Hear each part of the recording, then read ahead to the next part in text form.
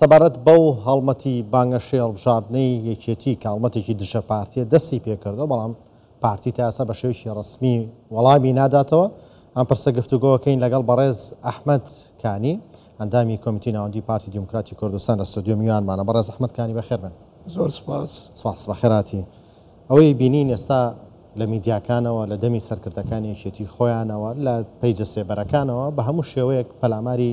پارتی دیموکراتی کوردستان دەرێت بەرام پارتی وەڵام ناداتەوە. بۆ بە ناوی خودای بەخشندە و میهرەبان، سڵاو لە بەڕێزت، سڵاو لە بینەران.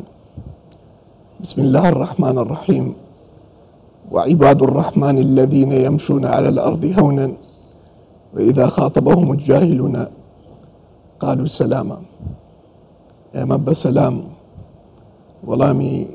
گەلی خۆمان دەدەینەوە و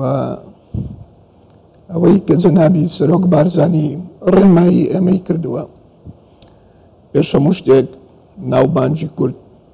و پارێزگاریکردن لە ناوبانجی کوردستان ئەوە بەرپرسیارەتی ئێمەیە و ڕێنمایی کردوین کە ئاستی قسەکردنمان لەگەڵ ناوبانگ و مێژووی پارتی هاوتەری بێت. گەلی کوردستان گەلێکی خۆڕاگرە، شایستەی ئەوەیە ژینگەیەکی ئارام خزمەتکردن بۆ ئاوەدانی کوردستان، پێکەوەی ئیشکردن و خۆڕاگری ئەو گەلشمان لەبەرچاو بێت. بۆیە ئەوەی لە بەرژەوەندیدا دەبینین کە پرۆسەی هەڵبژاردن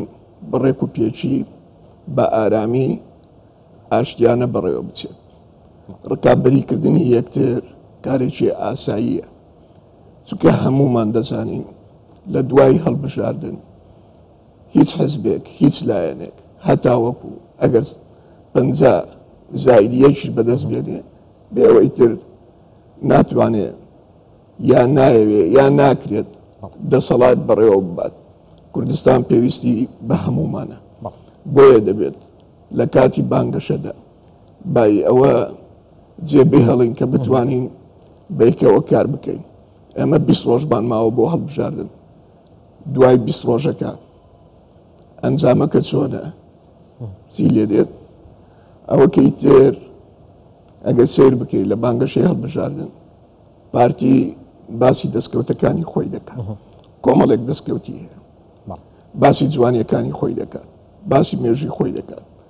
باسی کردارەکانی خۆی دەکات لە ڕێگەی کابینەکانەوە و بە تایبەتی ئێستا کە کابینەی نۆ دوا کابینەی حکوومەتی هەرێما بەڕێز جەنابی کاک مەسعود بارزانی سەرۆکی ئەو حکوومەتەیە کۆمەڵێک پرۆژەی زۆر گەورە بەڵێنی داوە لە دوای بەڵێنەکە بە کردار بەڵێنەکانی جێبەجێ کردووە. ئێمە باسی ئەوە دەکەین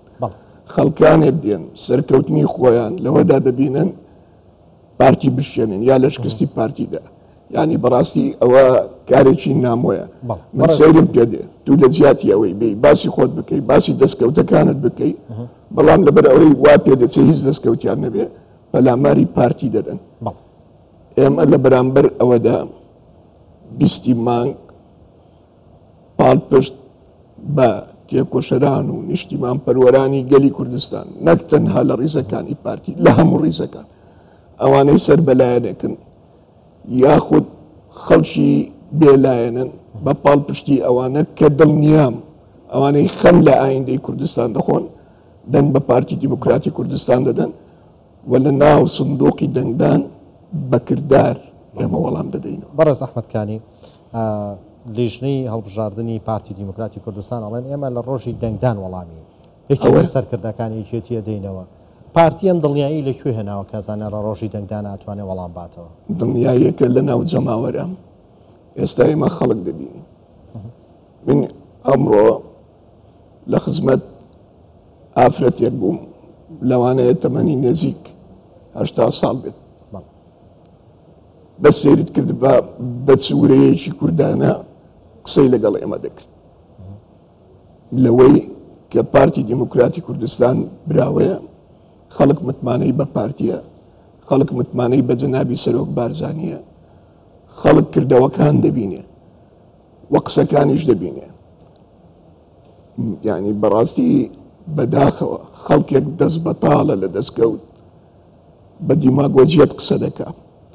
بەوەی کۆمەڵێک وتار کۆمەڵێک ڕستە ڕێز دەکات بە ناوی ئەوەی دەوێت بەرژەوەندی خەڵک بپارێزێت بەڵام چاواشەکاری دەکات بەردەوامە لە گەوجاندن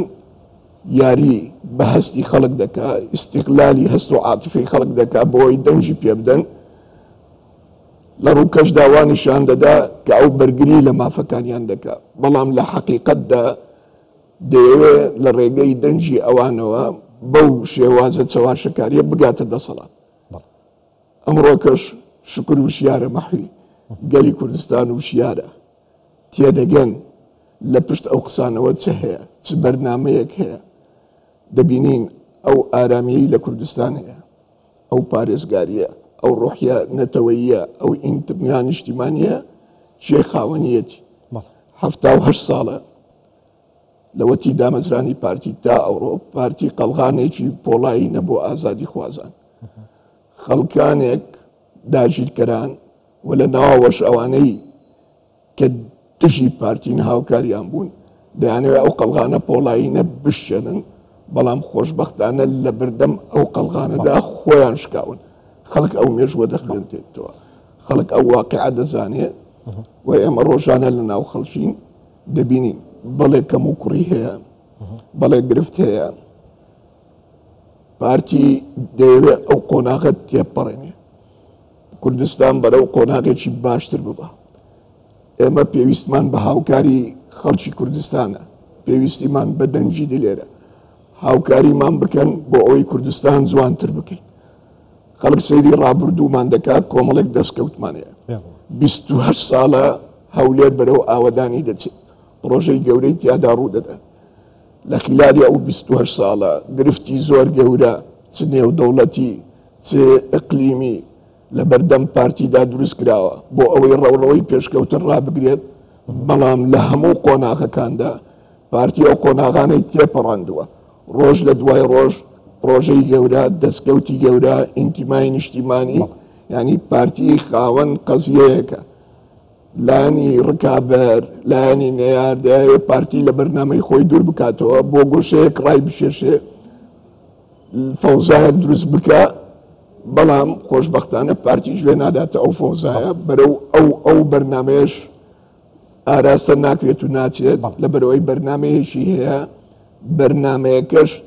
لە بەرژەوەندی هەموو خەڵکی کوردستانە نەک بە قسە بەکردەوە بۆیە خەڵک متمانەی بە پارتی دیموکراتی کوردستانە بەڕێز ئەحمەدکانی یەکێتی لە بانگەشەی هەڵبژاردنە زۆر چەخلەوەکاتەوە ئەڵێ ڕوخێنی ئەمە دروشمی حیزبێکە کە بەشدارە لە حکوومەت تا ئەم لەحزەیەشی لەگەڵابێت تا ئەم ساتەشی لەگەڵابێت و لەو ڕۆژەوە کە دروشمەکان بەرزەکەنەوە لەناو کۆبنەوەکانی ئەنجومەنی وەزیرانە نە جێگری سەرۆگۆزیران نە وەزیرەکان ئامادەنین بکشێنەوە بەڵام لەگەڵەوەشە دروشم دژی حکوومەت و دەسەڵات بەرزەکەنەوە ئەمە دروشمی حیزبێکی ئۆپۆزیسیۆنە هەرچەند هیچ کام لە حیزبە ئۆپۆزیسیۆنەکان واشیان نەوتووە بەڵام پێتان وایە دروشمی هەر حیزبێک ئاوێنەدانەوەی ئەجەندای حیزبەکەیە گزارشتە لەو ژینگەیەی کە خۆیان لە بۆ خۆیان دروستیان کردووە من سەیرم پێدێت چ دەڕوخێنی کوردستان دەڕوخێنی یا سلەیمانی دەڕوخێنی کە بەداخەوە نەیانتوانیوە خزمەتی سلەیمانی بکەن ینی بۆ ئێمە مانان بەڕاستی هەڵەبجە سلەیمانی هەولێر دهۆک کەرکووک بەشێکی ئازیزی کوردستانن ئێمە دەمانەوێت سلەیمانی وەکو هەولێر بگەشێتەوە وەکو دهۆک بگەشێتەوە وەکو سۆران بگەشێتەوە ینی دروشمی ڕووخاندن بەڕاستی ئەوە مەسلەیەکی دیماگۆجی و پۆپۆلیستیە هەڵخەڵەتاندنە دوایی من تەکید لەوە دەکەمەوە ئەگەر ئێمە بەعقلی هێز بە منطقی هێز دەجوڵینەوە هیچ هێزێک لە کوردستان نییە لە عێراقش نییە لە ناوچەکەش نییە و 78 ساڵە خۆیان تاقی دەکەنەوە بۆی پارتی بڕوخێنن نەیانتوانیوە ئەگەر بە قووەتی منطقیش دەزولێنەوە قووەتی منطق ڕۆخانی تێدا نییە پارتی لە سەرەتای دروستبوونیە لەسێ دەوڵەتەوە ناتوانانی بنیادکردنی تێدایە دروستکردنی تێدایە منطقەوەی ئێمە پێکەوە ئەو وڵاتە ئاوادام بکەینەوە نەک یەکتر بڕوخێنین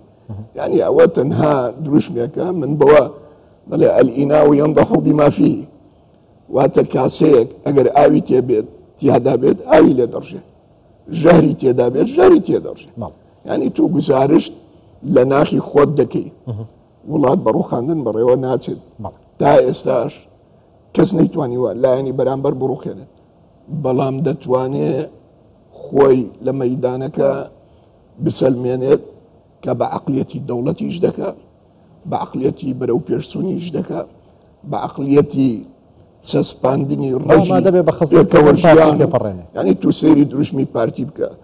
جیایە لە دروشمی هەموو لایەنەکان یەک دەڵێ دەیڕوخێن یەک دەڵێ درۆی دەکەن یەک دەڵێ کۆتایی پێدەین یەک دڵ یعنی کەی عەقلیەتی سیاسی و ئینسانی تێگەیشتی و ئینسانی گەورە بەو شێوەیە بیر دەکاتەوە ینی بەڕاستی سەیرە تۆ بێی قسە بکەی نیو سەعات سەعاتێک تەنها باسی پارتی بکەیت کاکە باسی خۆت بکە باسی دەستکەوتی خۆت بکە بەڵێ بەڕێز ئەحمەدکانی ئەندامی کۆمیتەی ناوەندی پارتی دیموکراتی کوردستان لە ستۆدیۆ ئامادە بوون زۆر سپاس بخێر هاتن خۆشحاڵ زۆر سپاس مەمنون